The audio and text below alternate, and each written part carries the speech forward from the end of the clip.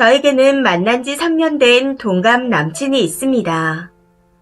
아무래도 3년이라는 기간 동안 만나온 데다 슬슬 나이도 먹어가다 보니 작년 말부터 결혼 이야기가 오가게 되었습니다. 해서 남친 부모님과도 밖에서 만나 외식을 하며 인사도 드렸고 저희 부모님도 만나 뵀습니다. 이후 결혼 날짜를 잡고 상견례를 진행하려고 했었죠. 그런데 사건은 지난 주말에 일어났습니다. 남친의 큰 집에서 가족들 모임이 있는데 다른 어른들께도 저를 자랑하고 싶고 소개해주고 싶다며 같이 다녀오자고 하더라고요. 조금 부담스럽긴 했었지만 남친 부모님도 저를 많이 예뻐해 주시고 어차피 결혼할 거니 미리 인사를 드려도 괜찮겠다 싶어 갔던 게 화근이었습니다.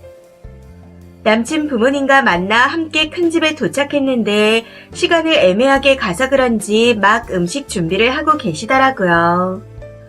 그래서 대충 인사를 끝내고 가만히 앉아있기가 뻘쭘해서 저도 음식을 나르고 이것저것 눈치껏 도와드렸습니다. 처음 온 손님이 돕겠다고 움직이는데 어느 누구 하나 앉아서 쉬라는 말이 없으시더군요.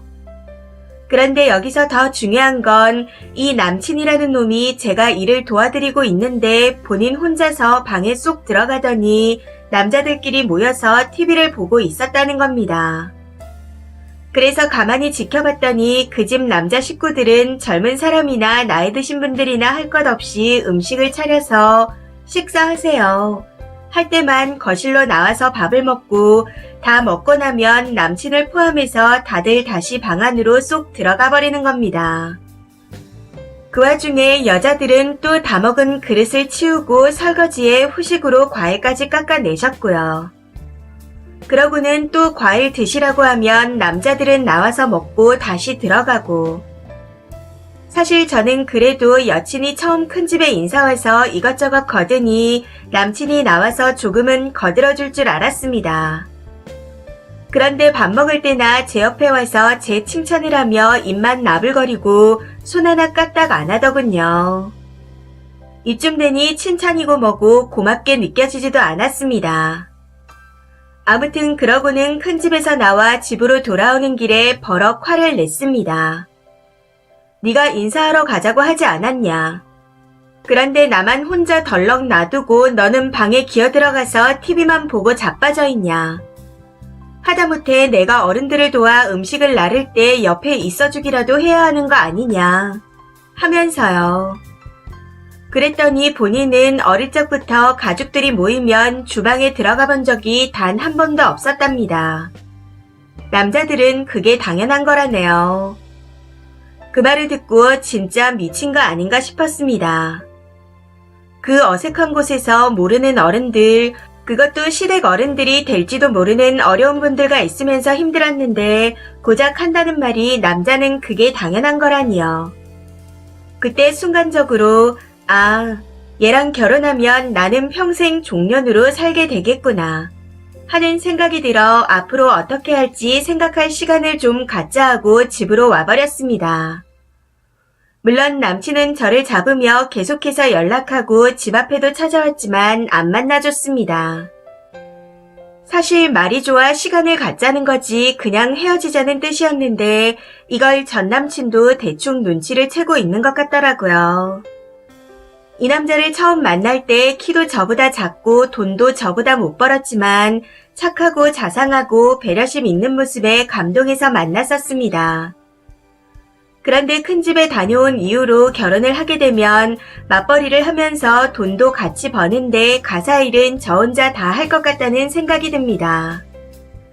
이야기를 들어보니 가족 모임도 자주 하던데 가족 모임에 명절까지 더해서 죽어날 것 같다는 생각이 드니 도저히 결혼은 안 될 것 같습니다.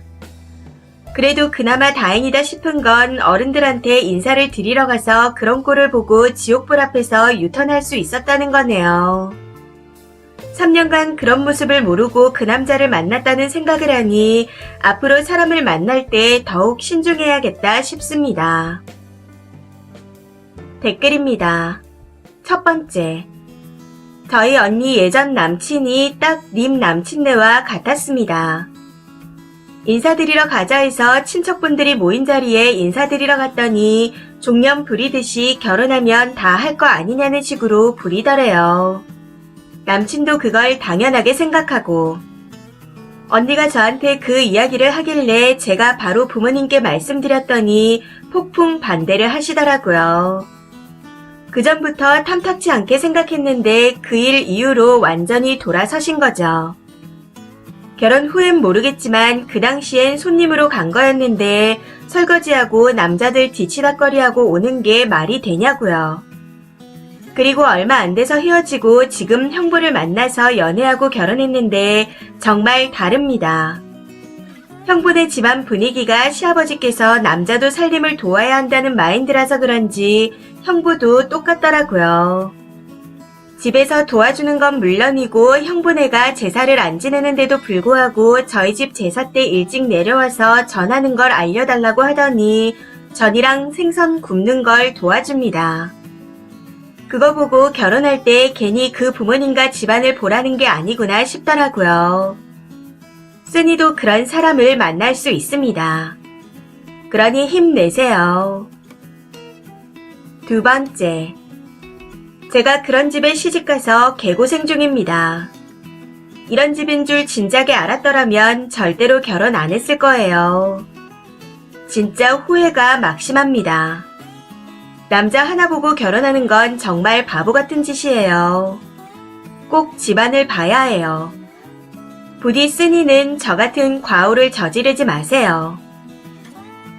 세 번째, 저희 집은 일하지 않는 자 먹지도 말라는 마인드입니다. 단 예외는 있어요. 아빠든 엄마든 아기를 보는 사람과 아픈 사람이요. 일손이 많으면 윗분부터 손을 놓지만 바쁜 날이면 할아버지든 종손이든 위 조건에 해당 사항이 없으면 얄짤없이 일합니다. 저희 집 같은 것도 많으니 결혼은 무조건 집안을 보고 하세요. 네 번째, 혼전의 잔소리와 세뇌 교육으로 남친을 바꿀 자신이 없다면 시작도 하기 전에 관두는 게 맞습니다. 그런 집안 분위기는 절대 무시 못하거든요. 그리고 처음 인사하러 온 손님인데 그런 일을 못하게 말려야 하는 거 아닌가요? 그런 남자와 결혼하면 여자가 돈을 벌어와도 혼자 집안일 하는 걸 당연하게 생각하고 심지어 애를 낳으면 정말 독방 육아도 당첨입니다. 다섯 번째, 저는 다른 일로 헤어졌는데 지금 생각해보니 인사드리러 간 날 친척들이 다 모여 있었고 그 많은 밥그릇들을 제가 다 설거지하고 왔었네요.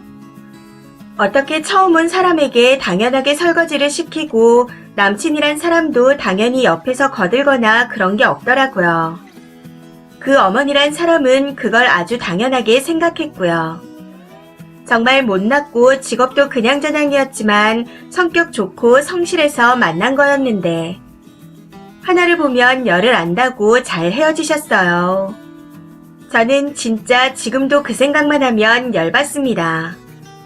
님 정말 잘하셨어요. 이 사연은 여기까지입니다. 시청해주셔서 감사합니다.